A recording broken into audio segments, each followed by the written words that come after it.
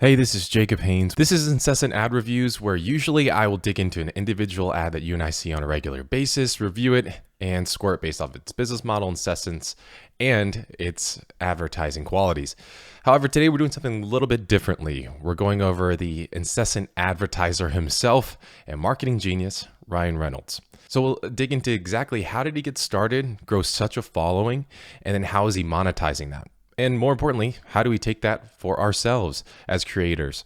How can we learn 3 lessons from Ryan Reynolds that we can apply to all of our business ventures to become better at marketing? And first off, how he got started is a good way for us to take a page out of his book.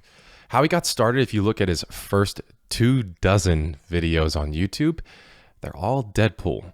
What does that mean? Well, when Deadpool was originally leaked years back, and it was shown to have Ryan Reynolds in it, it created a massive following. And people were so excited that Deadpool is happening, and more importantly, that Ryan Reynolds was a part of it. I believe it actually forced the studio to greenlight the movie, even though it wasn't fully greenlit because of the massive amount of marketing it got from it. And from the beginning, Deadpool had a cult following around it, and specifically, it was following Ryan Reynolds. He took that on himself, created a YouTube, and was releasing all of his trailers to continue to build that hype. While that might seem smart to do as you're releasing a movie, he was also garnering his own attention and creating his own audience that he can then control. What can we learn from that? Well, specifically, he started with low-hanging fruit. He took something that had a massive success and built on it with 24 videos. That ramped up his subscriber count and the massive following that he could then take on himself. And those Deadpool videos launched him into popularity for millennials and created a marketing space that he owned, that he can control. Because again, as a creative, oftentimes the hardest thing to do is just to get started, to know where to begin. And so the first thing that we can learn from Mr. Reynolds is that let's start with low-hanging fruit. What interests you the most? What are you good at?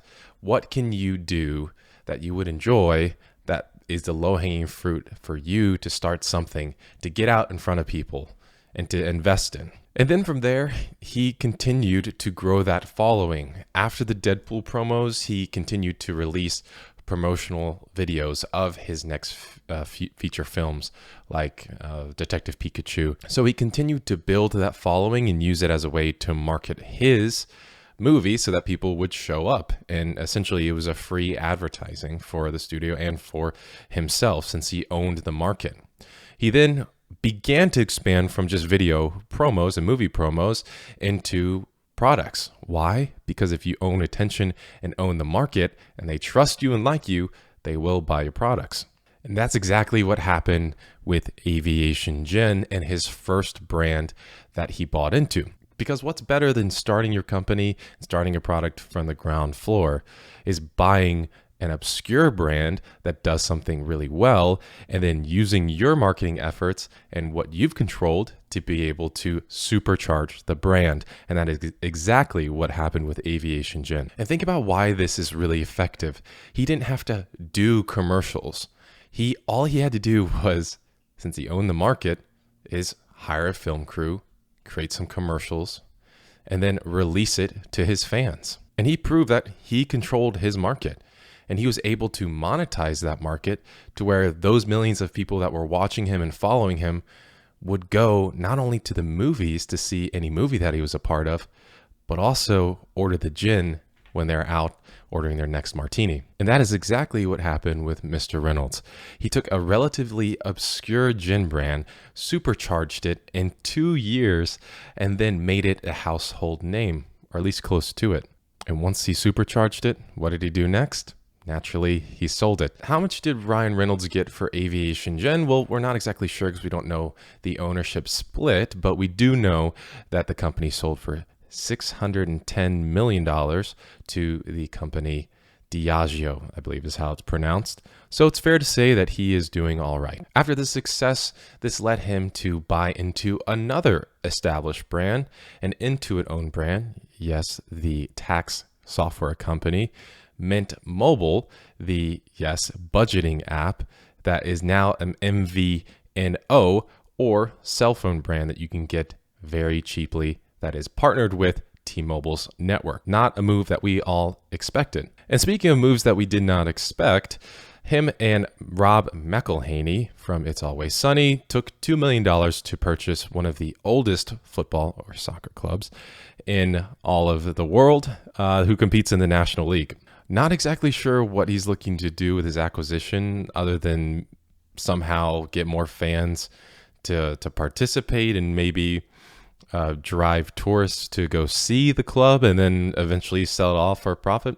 Not exactly sure what he's doing here, but it'll be interesting to see what happens. What we can learn from Mr. Reynolds is that he focused really tightly on one specific thing that did well. Then from there, he was able to expand only after he had a massive success and cult following behind him. That's something that we can do as well.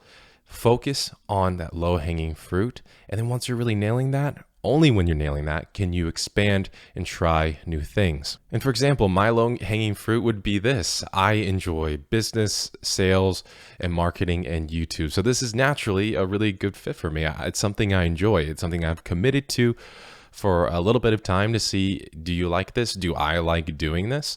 And if so, great, then we'll continue on this and we can expand upon it as it progresses. And if not, we'll figure out a way to pivot. Let's just hope the algorithm gods are in my favor. But I'd say this is where most people get starting a business or creative venture wrong, is you and I give up before it really can get going. So that's why we have to commit ourselves to something. Commit to something that interests you so that you can stick with it for the long haul. Because honestly, a lot of channels, a lot of people are trying to do too much at once. Focus on a niche. Niches bring riches. And so if you can focus in on something that you enjoy, that's really niched, that knowing someone can come to your channel, know exactly what they're there for, then you can begin to expand once you have some of that success, but only once you have that success. Often we try to do too much all at once. Really narrow focus in business, narrow focus in creative ventures, so that people and your customers and your viewers know exactly what they're there for. And lastly, the main reason why Ryan Reynolds is so successful at marketing and has the Midas touch for everything that he touches is because Ryan Reynolds is Ryan Reynolds. So what can we take from that? Seek authenticity. Ryan seeks to be himself and authentic in everything he does, whether it be a commercial, launching a brand, or any movie. It's consistent. You know exactly who you're watching and what you're getting into. The same needs to be said for you. Seek to be most authentic. And I'll be totally transparent here. I find it a challenge because in my life, in general, I seek to be authentic, especially in this past year. I've really tried to prioritize authenticity over really everything. However, it can be difficult because I'm in sales, I do presentations, I'm doing this, so it requires another level of performance. So balancing performing with authenticity can be a little bit of a challenge. And I think that speaks to Ryan Reynolds even more of his talent and exceptional skills because it's easier said than done. But it's what draws people to him. And look at him and other people who are successful in that nature. Ryan Reynolds, super successful. Bill Burr, Craig Ferguson, right? Why? Because no matter what studio heads think, or no matter what the audience might think, they are seeking to be themselves more than anything else. And that's why people love them. It's because they seek authenticity, and why they hate people who don't. So I guess the next question is, where to next with Ryan, right? There seems to be no common thread between his brand acquisitions and what he's doing next. So it'll be interesting to see what he does with the football club and what brand that he decides to partner with as the marketing director. And I think the final and most important lesson to learn from Ryan Reynolds is this: attention is freedom. Why? Because if you can own attention, no matter what happens in the economy, no matter what happens with artificial intelligence, no matter what happens to the stock market, you're going to be okay. Because with those who have attention, they win the game. You can sell, you can do, you create anything if you've built trust. And that could be 1,000 people or 100 million people. So find what your low-hanging fruit is. Commit yourself to a specific niche of something that you enjoy and you love creating. Once you start to have success, then and only then can you expand and try out more things and do more creative ventures and seek authenticity over everything. This is Incessant Ad Reviews. Again, I'm Jacob Haynes. Today we looked at Ryan Reynolds and why he's a marketing genius. I hope that you learned something here today. And if you have any ads that you want me to review, leave them in the comment section below. Please subscribe, and I'll see you next time.